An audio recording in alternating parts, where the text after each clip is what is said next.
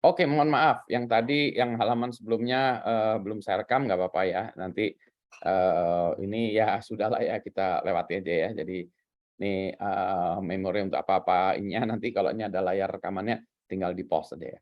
Nah, kita baru sampai di sini ya, assuming kita punya RAM, maka dalam strukturnya RAM itu ada, address-nya ya, jadi di sini address ya, address, oh maunya pakai hitam kali ya, address.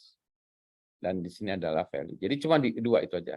Jadi kalau kita lihat kotak-kotak kayak pigeonhole, kayak latar belakang dari ini ya, latar belakang dari si slide ini juga kayak gitu, ya.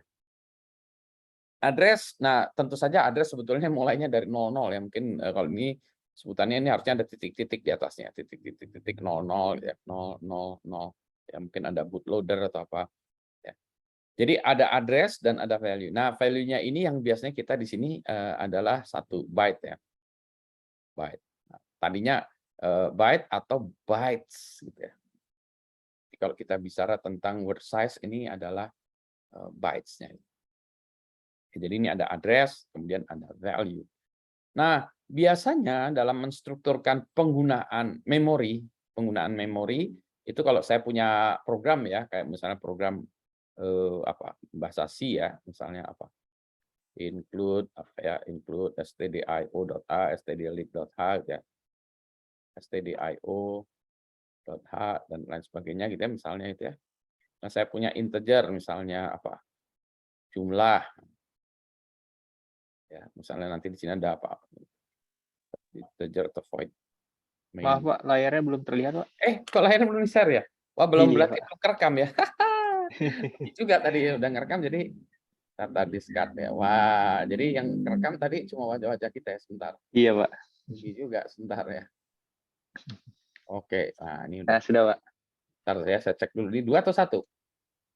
Ini satu Pak, udah Oke, satu oke. layar. Nah, Oke lah ya, kita balik lagi. Yang ini nggak perlu saya tampilkan lagi ya. Ini udah ada tadi yang ini ya. Oke. Oke, nah ini address. Maaf. Address and ya, jadi kita punya address, value ya. Nah, di sini isinya address-nya sebenarnya mulai dari 0000, values-nya ini adalah bytes ya. Bytes ya. Nah, ini nanti tergantung dari word size ya. Nanti word size kita cerita tentang word size-nya. Word size. Jadi kalau kita bicara tentang komputer yang 32 bit ya, ini untuk komputer 32 bit, maka di sini isinya adalah 4 ya. Tapi kalau byte-nya komputer yang 8 bit, kita bicara tentang katakanlah komputer yang 8 bit. Nah, ya kita komputer 8 bit aja lah ya. Komputer 8 bit, komputer misalnya OS-nya ini adalah OS-nya 8 bit ya, komputer lama. Maka semua data ini kita masukkan ke sini dalam bentuk byte ya. Ini nanti ini isinya apa? Bisa aja isinya kita dalam bentuk heksadesimal paling gampang ya, OX ya, kita tulisnya heksadesimal ya, 55 AB dan seterusnya gitu ya. Nah, ini biasanya urutannya program atau code ya, kita di dalam memori itu kalau saya punya memori saya bagi-bagi gitu ya. Tentu saja program dan code-nya ini bisa banyak, nggak hanya 1 byte ya, program code-nya mungkin 1 baris kodenya. Kalau saya punya aplikasi misalnya tadi ya, include stdio ya, include stdio.h gitu ya. Terus misalnya apa, integer jumlah gitu ya, main integer atau void dulu ya, integer main ya, misalnya dalam bahasa C ya. Sorry. Misalnya gitu apa ya, misalnya X sama dengan 7, Y sama dengan 5 gitu ya, terus jumlah sama dengan X plus Y gitu ya. Nah, kayak gini.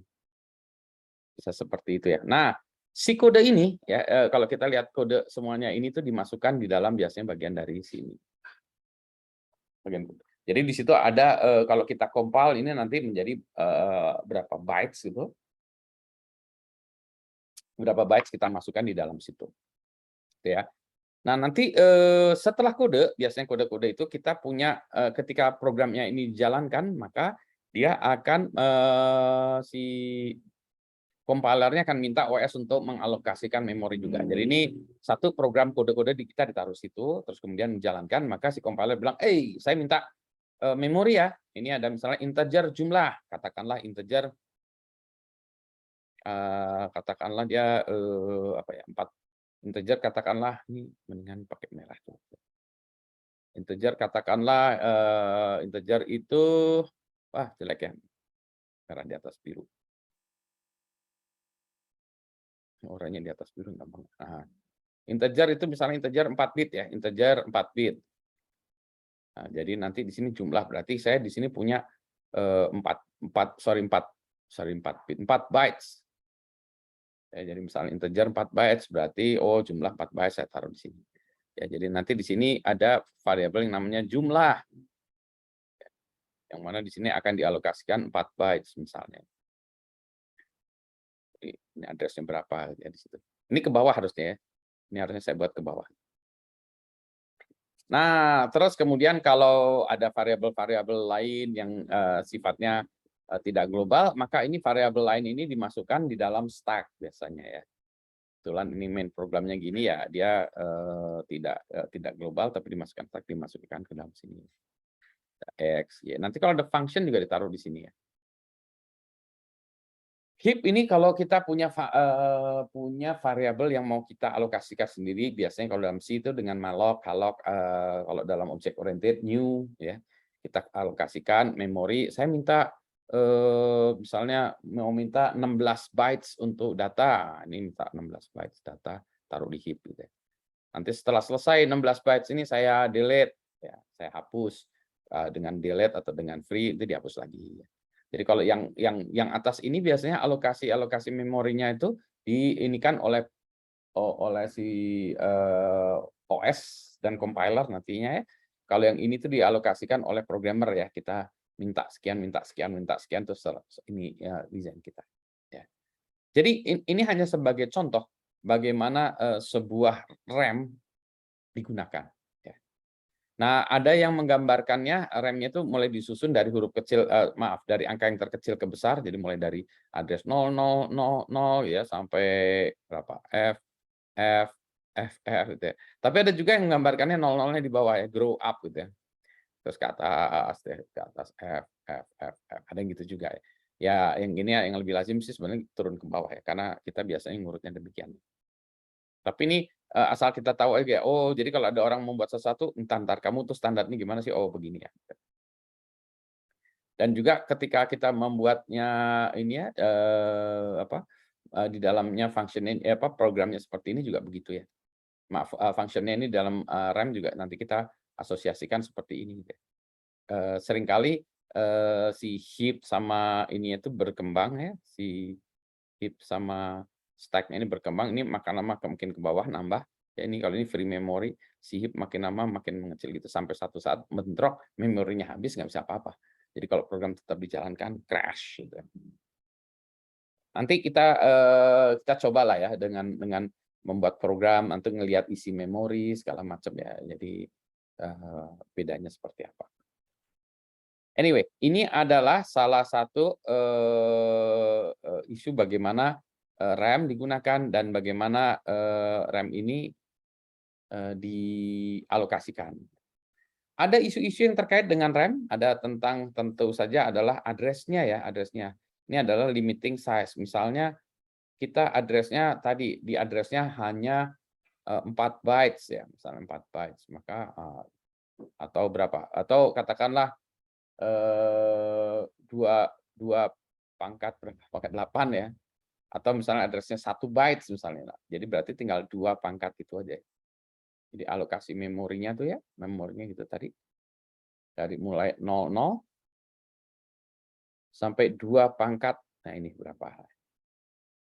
Di sini tuh banyak sekali ya. Itulah sebabnya kalau memorinya sedikit ya ininya tuh ya sedikit juga. Nanti gimana kalau ininya di atas 24 bytes, Pak? Misalnya kita punya memorinya bukan giga lagi. Bukan mega tapi giga tapi tera gitu ya. Bisa nggak? Bisa aja sih. Tapi bayangkan ininya tuh jadi banyak ke bawah ya. Itu addressing ya, addressing. Addressing itu biasanya ya addressnya tadi. Jadi kalau kita lihat ya ini bagian ini ya, addressnya ini. Address sebelah kirinya nih, address ini. Yang menunjukkan besar memorinya. Yang kedua, word size. Word size itu, nah ini dia nanti kita mikir-mikir ya sebetulnya word size itu berapa sih ya? Kalau kita seolah kita bilang gini, dalam satu function, dalam satu pemrosesan, berapa besar atau berapa lebar data yang kita bisa proses dalam satu saat. Nah, komputer dulunya memang awal-awalnya yang paling normal digunakan pada awalnya ya, mulai bisa usable itu yang 8 bit ya, komputer yang awal-awal itu 8 bit. Komputer sebelumnya ada 4 bit ada ya, cuma dia agak susah lah dipakainya karena memorinya sedikit ya. Yang berikutnya adalah 8 bit ini ya, 8 bit. 8 bit cukup bertahan lama, komputer 8 bit, maka kemudian dia digantikan jadi 16 bit ya.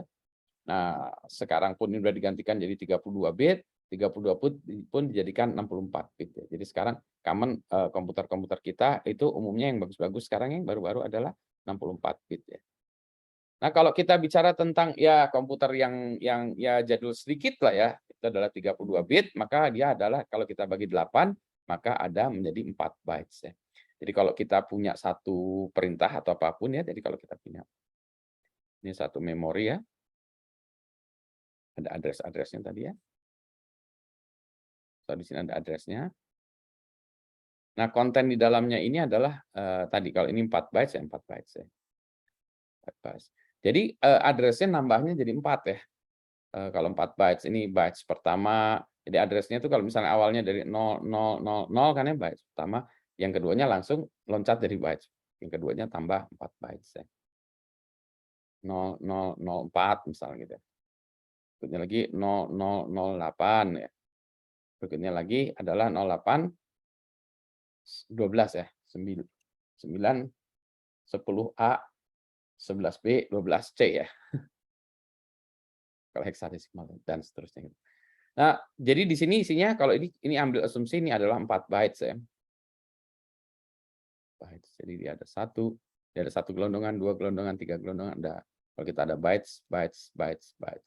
Kalau 8, bisa juga, tapi ini nanti nambahnya 8, memorinya lebih lebar aja lah gitu ya. Memori kalau yang 8 bytes ya. Nah, tujuannya apa? Semakin besar semakin ini tergantung dari segi kemampuan kita melakukan processing atau consuming data. Ya, jadi kalau ini komputer-komputer yang masih banyak sekarang tuh 32 bit, tapi sekarang sudah mulai tergerus oleh 64 bit ya, kayak MacBook saya ini aja udah 64 bit ya. Jadi sekali memproses data dia bisa 64 bit ya. Jadi kita bisa punya 2 × 64 data yang bisa kita proses bersamaan. Jadi misalnya misalnya C sama dengan A plus B gitu ya. Nah, ini bisa 64 bit, bisa 64 bit ya, bisa kita proses bersamaan. Jadi kalau komputernya dulu adalah komputer 8 bit, kita ingin memproses misalnya integer 4 bytes, nah berarti dia harus melakukannya 4 kali ya. Prosesannya gitu. Ya. Jadi word size di satu sisi memang bagus gitu ya. Tapi ini juga apakah worth it gitu ya, 4 bytes, 8 bytes. Sekarang bahkan udah 128 bit ya, komputer-komputer udah mulai ke sana gitu. Oh, berarti dia nggak lagi 8 bytes ya, udah meningkat lagi ya. Akankah nambah? Kecenderungannya sih demikian gitu ya. Tapi ada orang mengatakan, kalau sekarang untuk aplikasi-aplikasi yang sederhana aja, untuk aplikasi yang bahkan untuk katakanlah sistem SCADA gitu, itu mah komputer 8 bit aja masih bisa gitu ya. Jadi nggak usah pakai komputer yang gini karena wasting resources, wasting money, karena tentu saja komputer yang 8 bit ini murah ya, lebih murah theoretically ya daripada komputer yang 64 bit. Jadi kalau kita mau ngangkut pindahan rumah gitu ya, rumah kita kecil dari apartemen ke rumah misalnya, kita kan nggak perlu pakai tronton gitu, ngapain juga pakai tronton ya. Tronton terlalu hebat, terlalu ini bayarnya mahal, ngaturnya susah. Iya sih bisa 1 kali angkut gitu, kalau kita pakai box yang kecil, yang mobil box kecil, 3 kali read ya 3 read bolak-balik itu bisa jadi gitu ya. Tapi dia bisa masuk gang, bisa masuk ini dan lebih murah gitu. Jadi tadi ya addressing itu, word size juga itu tadi lebarnya itu merupakan strateginya gitu ya. Nah, terus bagaimana nanti kita store data? Nanti kita bicara sedikit lah ya tentang little endian, big endian, dan data structure yang lain. Habis ini kita review itu dulu ya. Nah, yang nanti akan kita mulai bahas juga karena kita pakai arsitektur komputer itu adalah bagaimana kita mengakses memori ini secara bersamaan concurrent. Nah, jadi kita punya satu memori ya, pool of memory itu ya yang ada datanya ya. Nah, kita mau akses dari satu proses, ini ada proses satu mau akses itu ya, ada proses 2 mau akses itu, ada proses 3 mau mengakses itu ya. Gimana caranya gitu ya, supaya nggak tabrakan. Oh, kalau semuanya hanya read only nggak masalah. Tapi kalau misalnya ya bukan ada masalah, nanti ada masalah ya race condition. Tapi kalau misalnya P1 mau nulis, P2 mau baca gimana? Kalau dia membaca satu ini yang sama ya, memori yang sama, nanti, P2 lagi baca, oke saya mau ambil ini, tapi P1 nulis, datanya kan bisa berubah ya di tengah jalan ya. Nah itu, gimana cara melakukan sinkronisasinya? Oh, lebih ribet ribet lagi kalau P1 dan P3 sama-sama mau menulisin memori ini, variabel ini gitu ya. Gimana cara melakukannya menggarantinya supaya tidak terjadi tabrakan penulisan. Nah jadi, dengan kata lain RAM ini tuh ya, RAM ini menjadi sulit karena, menjadi desain yang penting karena dia akan diakses bersamaan oleh beberapa proses sekaligus ya. Nah ini nanti dari arsitekturnya gimana ya kita mendesainnya, si prosesnya ini bisa, maaf si RAM-nya ini bisa diakses secara, ya quote unquote concurrent ya, gitu ya. Jadi ini yang akan, setup, ilustrasi saya ke sini itu karena kita habis ini mau belajar bit and bytes lagi ya, yang basic lagi bit and bytes, jadi mulai bicara tentang bit and bytes lagi. Ada pertanyaan dulu sebelum kita balik ke, kuliah lama bits and bytes. Nanti kita bisa balik lagi di sini. Belum ada ya? Iya. Kalau belum ada, sekarang belilah saya jempol untuk saya bisa terus ke materi yang berikutnya lagi atau sebetulnya materi sebelumnya. Oke, oke, saya boleh. Baru satu tuh yang bilang saya boleh. Oke, oke, saya oke ya semuanya. Saya lari ke materi sebelumnya dulu, yaitu, nah ini sebetulnya nge-refresh ya.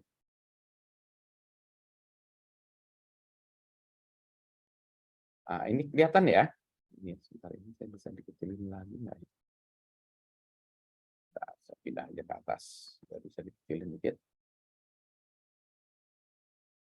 Oke ya. Nah, ini sebetulnya, ada dari karena kita kan kuliahnya, lanjut ya. Nah, kita mundur dulu ke yang awalnya ya. Jadi kita mundur ke sistem komputer bukan yang lanjut dulu ya. Jadi ini EL3011 ya. Oke, ini saya loncat juga ya ke tentang bits and bytes ya. Nah, jadi, sebetulnya kan kalau kita lihat kenapa orang bicara tentang bits and bytes itu karena komputer itu, sebetulnya di bawahnya tuh physically itu masih tetap analog ya sebetulnya. Secara sinyal tuh seperti ini, masih seperti ini. Hanya kalau kita bicara tentang analog komputer, ini akan susah ya, karena ada analog komputer juga, pemrogramannya rada susah karena dia sangat sensitif terhadap perubahan ini ya, tegangannya ini ya. Nah, kalau kita bicara tentang, digital, maka kita ambil kesepakatan bahwa kalau tekanan di rangkaiannya itu, di low level itu adalah, sekitar antara 0 volt sampai 0,5, maka kita ambil asumsi, kita ambil keputusan bahwa itu adalah 0, ya. Jadi kalau misal 0 sampai 0,5 kita anggap 0, ya. Kalau dia antara 2,8 sampai 3,3 volt, maka kita anggap ini region ini kita anggap sebagai satu. Kalau dulu orang senangnya di sini antara 0 itu adalah 0 volt, high itu adalah 5 volt ya, tentu saja ini ada range-nya. Sekarang banyak perangkat yang, dia tegangan high-nya bukan 5 volt tapi cuma 3,3 volt.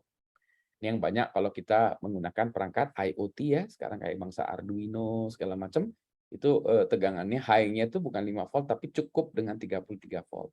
Jadi, voltage swing-nya lebih rendah, kita bisa menggunakan energi yang lebih rendah karena nggak usah sampai 5 volt ya, sampai 2,8 sampai 2,8 ya, sampai maks 3,3 pun udah kita anggap sebagai satu gitu. Oh, bagaimana kalau di antara itu? Ya, di antara itu sebetulnya kita ada satu region yang kita juga nggak tahu itu mau diinterpretasikan antara 0 atau 1 itu suka kita itu glitch ya sebetulnya yang kita anggap, wah, mudah-mudahan ininya tuh perubahan dari sinyalnya si ini ya, sinyal di dalam sistem kita sangat sharp sehingga ya kita anggap ininya tuh kecil ya, sehingga nggak kedeteksi. Tapi in reality sebetulnya 0 dan 1 itu tidak sekotak yang kita pikirkan, tapi bentuknya seperti itu. Ya. Nah, kenapa demikian? Nah, karena kalau kita bilang 0 dan 1 0 dan 1 akan memudahkan kita untuk melakukan, apa ya, mencatatkan atau redistribusi lagi. Misalnya ini kita kalau ini oke, kita apa ya, kita, buat relay atau kita buatkan buffer ya. Maka yang satu ini misalnya di daerah sini, yang satu ini kita bisa generate lagi di sebelah sana dengan alat analog juga misalnya, lebih tinggi lagi misalnya. Di situ yang ini 2,8 di situ udah di-boost-nya menjadi 3,3 menjadi lebih tinggi lagi gitu ya. Yang ini bisa di-attenuate, bisa yang mendekati 0,2 ini di-pause lagi dijadiin 0 bener gitu ya. Jadi dipaksa lebih kotak lagi, dibersihkan. Jadi bisa kita melakukan itu. Itulah sebabnya di digital lebih disenangi karena dia sebetulnya lebih mudah didistribusikan. Selama kita 0, 1, 0 gitu ya. Maka kita bilang oke 0, 1, 0, maka kita bisa punya rangkaian di depannya 0, 1, 0 yang mana itu di-generate baru lagi ya. Tidak mengandalkan sinyal yang masuk ini gitu ya. Jadi lebih bagus lagi. Jadi dia bisa memudahkan kita menyimpan datanya ya, dan kalau kita kirimkan ya, lebih tahan bantingan terhadap infrastruktur atau lingkungan yang noisy dan juga ada perdaman-perdaman gitu. Kalau analog ya misalnya 2,8 ya harus kita transmitkan di sini tuh 2,8 juga kan ya. Gimana atau kalau misalnya 3 volt ya 3 volt, gimana kalau dia turun atau naik, wah itu harus exactly 3 volt. Kalau ini enggak, nanti di ujung sana ini 1 ya, oke 1 berarti kamu 3,3 ya, kayak di-generate 3,3 di sana. Nah, dengan adanya ini maka kita muncullah bilangan biner ya, bilangan biner 1, 0, 1, 0, 1, 0, 1, 0. Nah, maka komputer itu kita sebutnya komputer digital, maka dia hanya sebetulnya in reality dia hanya akan mengenal 1, 0, 1, 0, 1, 0, 1, 0 gitu ya. Jadi semua komputer tuh sebetulnya in reality di dalam si hardware sesungguhnya adalah 0 atau 1, 0, 1. Jadi ketika kita bicara RAM tadi, isinya tuh cuma 0, 1, 0, 1, 0, 1. RAM itu isinya cuma itu ya 0, 1, 0, 1. Cuma ini bikin ribet kita. Karena kalau orang kan ya, kalau coba Anda ya, kalau Anda 01, 01, 01, 01 gitu ya. Kalau 01-nya panjang ya, kayak ini ya, misalnya 01, 01, 10-nya, belum apa-apa kita sendiri sudah ini ya, sudah apa, pusing ya kalau ngelihat gini kan. Coba kalau saya suruh bilang, ke Anda ya, "Oke, ini angkanya sekian ya. Oke, coba, tolong, repeat atau ulangi lagi." "Sebentar Pak, 111, 011, 011, 011, 011, Wah, itu mah udah belum apa-apa, saya udah lupa lagi, sebentar bentar. Tadi itu apa sih ya? Nah, jadi kita kan susah ya. Basis yang banyak yang basis yang digunakan oleh komputer selalu adalah zero and one ya, biner selalu. Nah, sementara kita sebagai manusia, karena tangan kita jarinya 10, maka kita terbiasa dengan base 10 ya. Jadi berbasis 10. Maka kita harus lakukan konversi. Di dalam otak kita mikirnya 73. Di dalam komputer dia direpresentasikan dalam bentuk binernya. Ya, jadi ada representasi itu, ini hanya representasi aja. Angkanya berapa? 73. Ya mana 101 gitu-gitu ya. Ya disimpannya begitu, tapi interpretasi kita angkanya dalam bentuk desimal 73. Ya. Problemnya adalah kalau kita bicara bahasa biner, kemudian kita terjemahkan desimal itu kan nggak klop banget ya. Karena 2 pangkat berapakah 10 tadi? Wah susah. Ya, karena angkanya 01, 01, 01. Yang paling gampang mendekati adalah kalau kita 0101-nya jumlah bitnya adalah 8, maka kalau diterjemahkan ke desimal dia menjadi 8 bit itu adalah 16 jenis ya. Atau dari 0 sampai 15. Maka jembatan, jadi ada bridge antara si dunia komputer dan dunia manusia. Maka kita bilang, oke kalau gitu kita nulisnya dalam bentuk heksadesimal. Ya. Jadi dalam bayangan kita menghitungnya atau mencatatkannya lebih mudah heksadesimal. In reality komputer 0101. Sementara di sisi lain kalau kita ngomongin sesama manusia maka kita ngomongnya dengan desimal. Kecuali sesama programmer maka kita bicara heksadesimal. Gitu ya. Nah, jadi mulailah kita bicara, oh kalau gitu gimana ya merupakan representasinya. Jadi ini slide ini yang lama itu menunjukkan kenapa kok komputer tidak menggunakan base 10 seperti halnya manusia ya. Ya karena susah lah komputer cuma gampang sebenarnya dia base-nya cuma 0 dan 1. Dia ininya apa? Range-nya cuma bisa 0 dan 1. Tetapi 0 dan 1-nya dia bisa mengingat banyak, maka dia sebetulnya bisa mengingat angka juga. Jadi kalau kita bilang 15.213 ya di dalam desimal nih biasanya kita menuliskannya seperti ini. Subscript itu untuk menyatakan basisnya atau kadang-kadang di dalam kurung ya kita buat basisnya kita tuliskan dan ini adalah bentuk representasi dari binernya.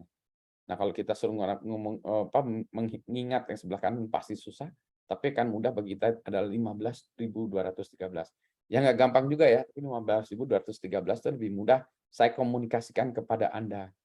Tolong catat ya, 15.213 gitu. Daripada tolong catat ya 111 011 011 011 01. Sebentar 011 yang tadi berapa kali sih Pak? 3 kali atau 4 kali depannya apa ya? Nah, susah kan ya? Nah, ini kemudian, wah Pak, kalau bilangannya integer gimana nih persentasenya? Bisa. Kalau bilangannya bilangan floating point ya, floating point itu bilangan real bisa nggak? Oh bisa juga ya. Jadi biner pun, jadi ini hanya masalah representasi ya. Ini bilangan integer biasa direpresentasikan sini. Ini bilangan biner ya, bilangan biner. Bilangan real direpresentasikannya juga gini ya, sama ya, 1, 1. Ini juga sama ya, kalau ini engineering notation ya. Jadi kalau yang tadi ya kan 15.213 kalau kita representasikan gini. Nah ini ada berapa bit coba? Ada yang tahu nih berapa bit? 15.213 nih, saya harus baca dulu berapa bit nih. 2, 3, 6, 19, 12, sorry, 6, 9, 12, 6, 9, 12, 13, 14, 14 bit, benar ya? Hitung jumlah bitnya aja nggak pakai angkanya. 14 bit ya? Benar ya? 14 bit ya? 14 bit. Betul, Pak. Ya, 14. Kita kalau integer bisa kita lakukan begitu aja. Tapi kita bisa juga menuliskannya dalam bentuk scientific ya, bukan 1521 tapi 1, ini. Oh, berarti ginilah gitu ya. Ya, bisa kita tuliskan dalam bentuk gini, scientific. Oh. Berarti yang kita tuliskan nanti bisa yang di depannya ini ya ininya dan juga pangkatnya nih, pangkatnya taruh di belakang. Oh gitu bisa juga. Oh gitu. Gitu ya. Pusing kan ya. Oh iya. Jadi kalau 1,2 itu menuliskannya seperti ini, kalau 15.213 tapi dalam engineering itu bisa kita tuliskan notasinya seperti ini. Oh gitu ya. Oke.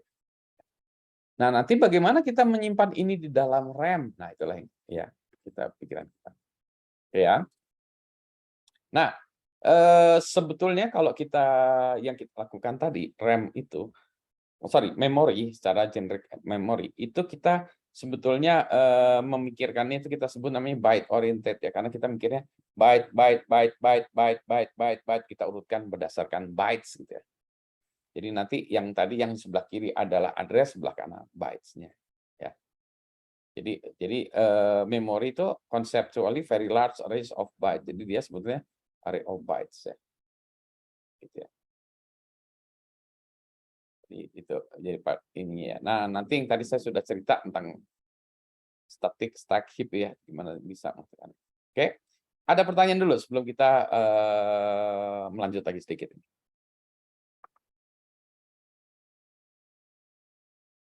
Belum ada ya, ini kan recall mengingat-ingat kembali ya. Oke, saya boleh lanjutkan? Kalau boleh kasih jempol. Untuk menyelesaikan nggak ada pertanyaan. Kalau ada pertanyaan silahkan nanya. Kalau nggak kasih jempol. Terus Pak. Ya, saya dikasih terus ya, boleh ya. Saya teruskan. Oke, saya teruskan lagi. Baik, nah sekarang kita mulai lagi masih nyambung tadi ya, bagaimana kita mulai dari bit, yang 1 bit menjadi bytes ya. Yang mana bytes itu hanya 8 bit, maka kita urutkan bit ya. Berarti kalau ini dari kombinasinya dari 0000 sampai 11111 gitu ya. Maka wah ini bisa kita pisah jadi 2 ya, kita pisah jadi 2 bagian, kita kalau 4 bit itu kita sebutnya namanya nibble ya. Tapi orang biasanya jarang dipakai, oke lah ya. Maka kalau kita ambil 4 aja 4 bit, nah, kalau kita urutkan ya, binernya kan dari 0000 sampai 111. Maka kalau kita urutkan sebagai desimal, mulai dari 0 sampai 15. 0 sampai 15, ini notasi kita ya, notasi kita karena kita biasanya di tangan kita dari ada 10 ya. Maka kita sekarang, menjembatani supaya kita nulisnya nggak panjang, nggak ribet gitu. Maka untuk 4 bit ini, kita buat notasi baru yang namanya heksadesimal lah sebetulnya. Heksadesimal itu adalah bilangan berbasis 16 ya. Jadi kalau desimal 0 sampai 9 ada 10 jenis, kalau heksadesimal dari 0 sampai F ada 16 jenis. Namanya juga heksa ya. Heksadesimal berarti 16. Ini desi, deka 10, binary B by 2. Oke ya. Jadi gitu. Ini cuma konversi antara biner, desimal, heksadesimal. Jadi dengan kata lain, komputer akan menyimpannya menjadi 010101 dalam pemrograman kita bisa menggunakan desimal atau heksadesimal. Tetapi ketika kita mau menampilkan isi memori akan lebih natural kalau kita menggunakannya dengan heksadesimal. Lebih kompak dan boundary-nya udah jelas ya, 4 bit, 4 bit, 4 bit. Jadi kalau misalnya dalam binary adalah 0 sampai 000 sampai 111, dalam desimal angka 00 sampai 11 ini range-nya adalah antara 0 sampai 255. Kalau dalam heksadesimal kalau kita bagi 2 ya, si binernya ini antara 00 dan FF ya, kira-kira gitu. Ya. Ada pertanyaan tentang bit bytes? Nggak ada ya? Ini sekedar notasi aja ya. Oke, boleh terus? Jempol kah? Jempol ya. Boleh terus? Oke ya. Oke. Nah, tadi saya sudah cerita tentang ini ya, word size ya. Kalau kita ingin proses satu data, maka word size-nya berapa? Nah, itu tadi ya. Word size bisa kita ini kan kita taruhkan juga di value-nya, di memorinya juga bisa address-nya ya. Jadi kalau kita punya address-nya adalah 32 bit, maka ya sudah 32 bit adalah 2 pangkat 32. Nah, address-nya itu 4 GB. Kalau dulu 4 GB itu cukup besar. Sekarang 4 GB dianggap kecil ya. Maka mulailah orang bicara tentang memori yang lebih besar karena 2 pangkat 64 ya. Bisa lebih banyak lagi address-nya. Ya. Nah, jadi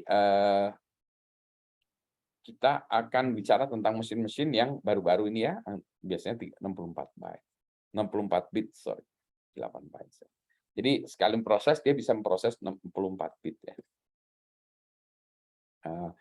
Tadi kalau kita lihat ya dalam hal ini saya tadi biasanya kalau saya nulis address sebelah kiri ini taruhnya sebelah kanan sama aja ya.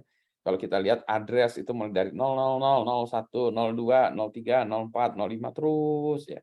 Dan setiap kotak ini merepresentasikan value yang ada di dalam address ini ya. Biasanya isinya byte juga ya. Satu apa FF, AA, AB, 1T, 7F, 33, 24 gitu ya dan seterusnya itu ada di sini semua ya. Kalau kita bicara tentang ini bytes ya. Kalau kita bicara tentang satu word yang isinya 32 bit, 32 bit mesin, maka sekali jalan itu address-nya nambahnya 44. Jadi kalau ini address-nya satu kotak-kotak ini ya, satu kotak-kotak ini address-nya itu adalah 8 bit 8 bit ya. 8 bit 8 bit 8 bit 8 bit. Kalau kita bicara 32 bit, oh maka 44 ini jadi satu ya. Seperti yang di kiri ini.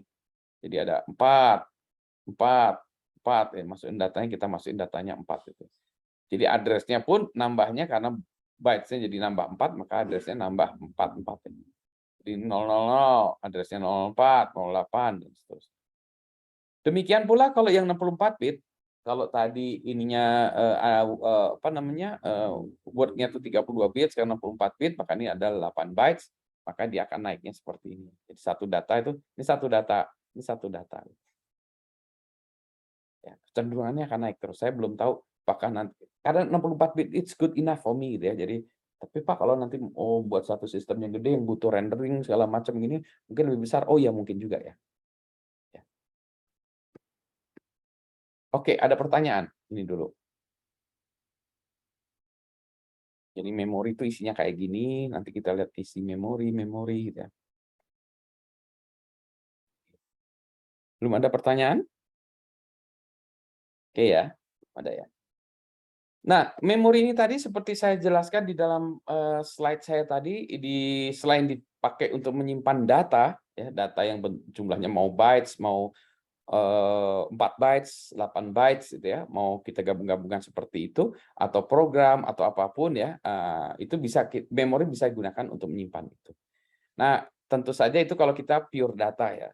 Tapi kalau kita bicara tentang programming, biasanya kita bicara tentang ininya bagaimana kita meletakkan data tersebut di dalam memori. Maka dibuatkanlah standar ya. Misalnya kalau kita bicara tentang bahasa C gitu ya, bahasa C, maka standarnya adalah integer misalnya. Standar variabel yang integer banyaknya adalah 4 bit ya. Sorry, 4 bytes ya. 4 bytes. Ya, jadi ini juga bagaimana kita bisa mengimplementasikan di prosesor atau di sistemnya. Nah, inilah mulailah ketika orang mulai menjauh dari 8 bit, maka mulailah ada apa ya, ada bukan permainan ya, permainan macam-macam ya. Yang maksudnya Compact Alpha ini Alpha 64 bit ya, ini 64 bit mesin, tipikal 32 bit, ini yang macam-macam nih adalah Intel arsitekturnya dia ya, Intel IA32-nya arsitekturnya seperti ini. Nah, maka kalau kita bicara integer semuanya sama. Integer itu direpresentasikan dengan 4 bytes. Ada yang namanya long integer, kalau ini long integer adalah 8 bytes, ini 4 byte, 4 byte. Karakter 1 byte, 1 byte, 1 byte, short 2 bytes, floating point itu adalah 4 bytes, nanti ada bagian angkanya ya, angka yang itu sama satu lagi pangkatnya ya. Double 8 bytes, long double, nah ini hanya 18, tapi kalau total dia juga punya lebih besar lagi ya, bisa seperti itu ya. Jadi ini adalah standar kalau kita punya sebuah program yang variabelnya isinya gini tuh, sebenarnya kebutuhan memorinya seperti ini. Ya. Supaya nggak kaget aja. Nah, sekarang kita lihat big endian ini atau little endian. Ketika kita punya nyusun seperti ini mana ya? Oh ya, ini ya. Misalnya kalau saya punya ya. Kalau kita yang biasa aja, ya, maka nggak jadi masalah. Ini sebentar ya kalau saya bisa nulis. Oke. Kalau kita bicara tentang kayak gitu dari aku nantinya dari Zoom-nya aja ya. Annotate di Zoom adalah ini annotate di Zoom. Oke, kalau kita bicara tentang address-nya di sini kan kita bisa isi ini ya, misalnya FF A327 atau apa gitu ya. Jadi kalau saya punya misalnya angka yang saya mau representasikan angkanya itu kalau heksanya 1, 2, 3, 4 itu ini desimalnya berapa ya? Ada yang tahu? Berapa ya?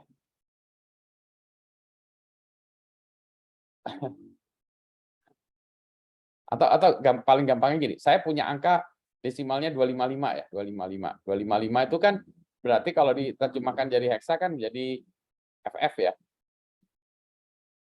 Kalau kita sistem yang hanya 8 bit, maka kita taruh aja FF di sini udah selesai. Tapi kalau kita punya satu mesin yang isinya 32 bit mesin, ya, kita punya integer misalnya, integer jumlah gitu ya. Ini kan integer 4 bytes ya. Tadi kita lihat 14. Jumlahnya kebetulan angkanya 255 ya. Berarti kalau di memori dia kan harusnya kita masukkan FF ya. Berarti lebih tepatnya adalah 000000 FF gitu kan ya. Sorry. Itu 2, 3, 4, 5, 6, 7, 8. Iya benar ya. Salah ya. 32 bit berarti 1, 2, 3, 8. Jadi kalau ini aja lah ya. Oke, ini dulu ya. 1, 2, 3, 4 ya. Oke ya. Katakanlah saya mau naruh ini adalah 00 FF ya, 32 bit kalau tadi 64 bit. Oke. Nah, saya taruhnya di sini itu apakah 00 FF? Nah, apakah 00 FF? Nah, gitu ya. Wah, ini yang menentukan big N, yang big-nya itu di N atau little-nya yang di N. Ya, jadi big endian atau N-nya di endian. Nah, itu standarnya ini kan wah jangan ya, jadi jangan confusing. Oh, kalau saya punya angka 255 tuh naruhnya kalau 4 bytes itu yang mana? Yang situ atau yang ini? Yang ini atau gimana gitu ya naruhnya? Ya karena tinggal meletakkannya beda. Nah, itulah issues dari mana? Big endian, little endian. Annotate-nya udah selesai. Ya. Udah selesai. Oke, selesai. Oke, udah selesai. Ya. Nah, annotate-nya di-delete dulu. Clear semua. Eraser. Nggak ada erase all ya. All clear, ada clear. Yes, clear all drawing. Ya. Gitu ya. Nah, kita bicara tentang mouse. Yang big endian atau little endian. Nah, nanti kita coba ya. Saya lagi pengen buat satu program kecil ya di dalam ini ya. Nanti di dalam memori. Nah, jadi ini kayak tadi ya. Kalau saya taruh 1 2 3 4 5 6 7, nah naruhnya gimana? Ya. Kalau big endian kayak gini 01 ini ya. 1 0 1 2 3 4 5 6 7. Kalau little endian tuh kalau little endian 0 1 2 3 4 5 6 7 malamnya. Ribet ya. Nah, ya, jadi ada macam-macam ya. Oke ya. Oke ya. Nah, nanti juga sama ya dengan kalau kita punya kode, nanti naruhnya gimana ya. Nah, ya nanti kita masuk ya. Oke. Ada pertanyaan sebelum kita lari ke sebuah tugas. Tugasnya gampang sih sebetulnya. Cuma setup-nya yang nggak gampang. Ya. Kalau ada pertanyaan sebelum saya cerita tugasnya dulu ya. Kita balik lagi ke ini dulu ya.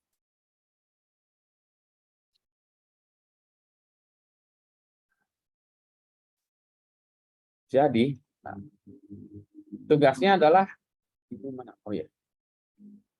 Stop share dulu. Oke ya. Share screen. Setelah ini ya, pindahin dulu. Jadi tugasnya adalah, nah ini ya, sorry, bukan yang ini, maaf. Mana nih? Previous. Nah ini ya. Jadi sebetulnya kita ingin melihat letak variabel-variabel ini ada di mana. Nah, jadi tugasnya itu nanti gini, Anda membuat kode. Saya taruh aja ketika dia kodenya di sini. Kodenya adalah ini ya, include stdio ya. Terus stdlib juga ya. Misalnya ntar saya cari ini rada salah dikit nggak apa-apa lah ya.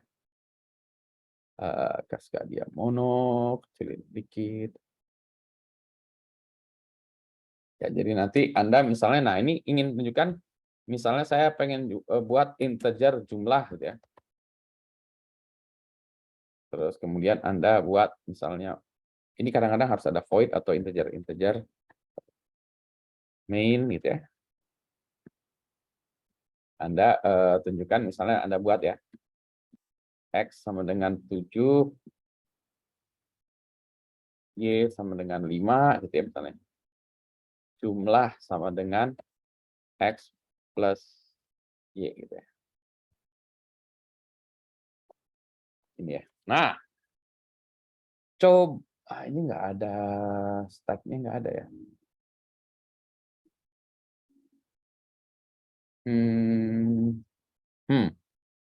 Ada ya.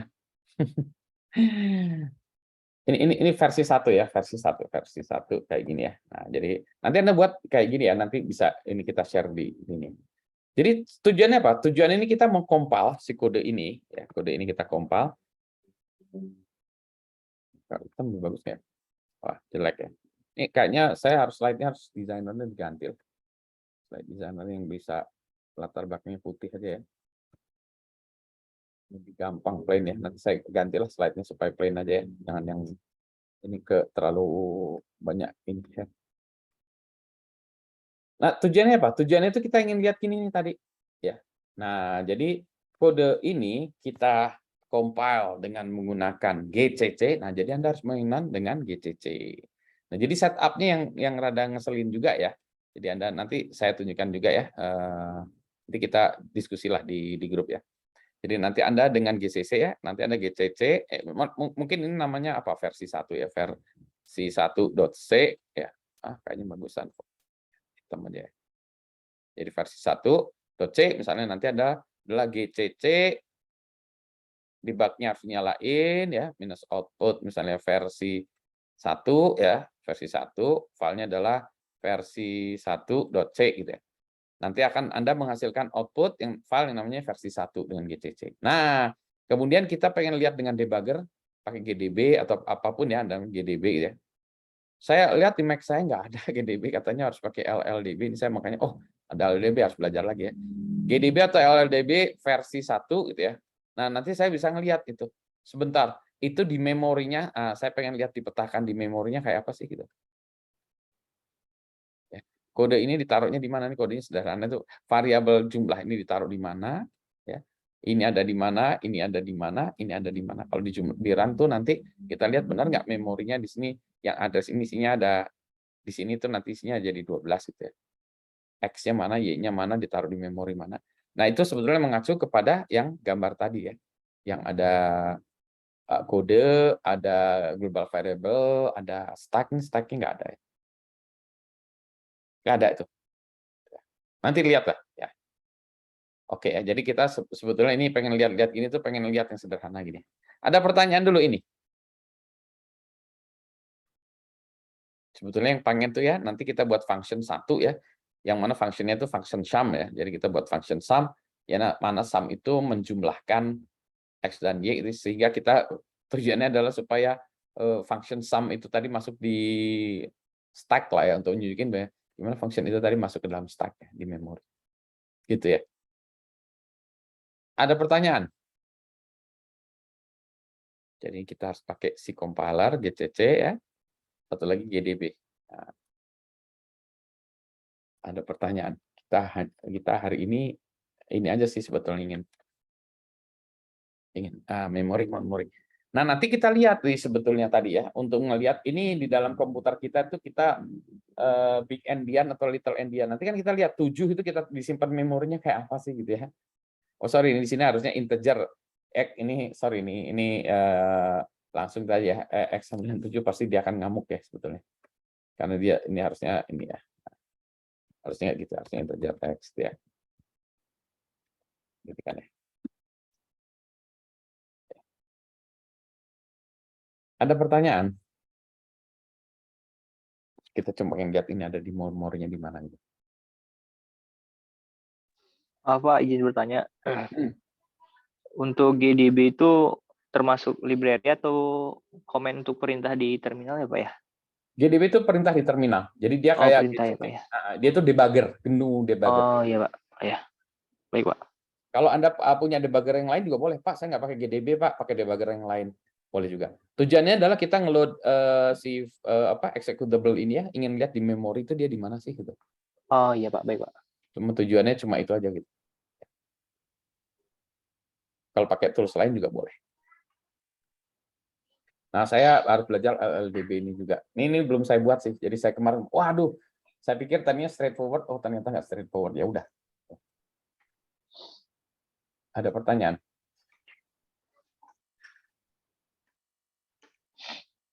Belum ya? Belum, Pak. Oke.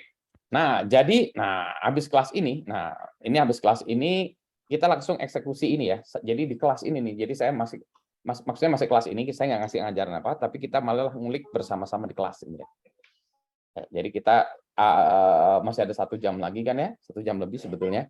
Kita ngulik ini aja bersama-sama di kelas. Jadi bukan di jam lain, di jam kelas ini juga ya, supaya kita bisa nggak wasting our time, ngabisin waktu kita yang waktu kelas kita gunakan untuk nyari ini. Tapi ada pertanyaan dulu nggak tentang ini? Sebelum kita bahas soal absensi ya. Nanti habis ini kita coding ini lagi, codingan ini. Baik, Pak. Belum ada ya? Oke. Belum. Kalau belum ada, nah sekarang kita bicara tentang absensi dulu. Absensi dengan menggunakan wajah. Bentar ya. Jadi saya ini ya, nanti ini saya go through dulu aja ya, go through dulu adalah nanti Anda bagusan pakai laptop ya, nanti Anda lari ke arah ini ya, ke arah laptop ini, ke arah itu. Nah, sebentar saya tunjukkan ya. Kayak gini, sorry ya. Oke, nah saya share screen saya dulu. Nah, screen saya kan kayak gini ya, jadi kalau Anda masuk itu kayak gini ya dapatnya. Benar nggak ya nanti ya? Nah, jadi pertama kita harus masuk user ID-nya, ini adalah kelas BR, ya. Passwordnya B Raharjo _ 12345. Saya masukin di situ juga ya.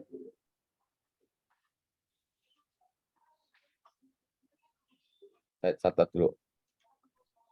Kelas BR, ininya adalah passwordnya B Raharjo _ 12345 gitu ya. Nah, masuk gitu ya. Nah, setelah ini Anda harus melakukan registrasi wajah hanya sekali sih sebetulnya. Registrasi. Tapi nanti siapkan handphone untuk nge-save QR code ya. Untuk motret. Jadi kalau dilihatkan di sini ya.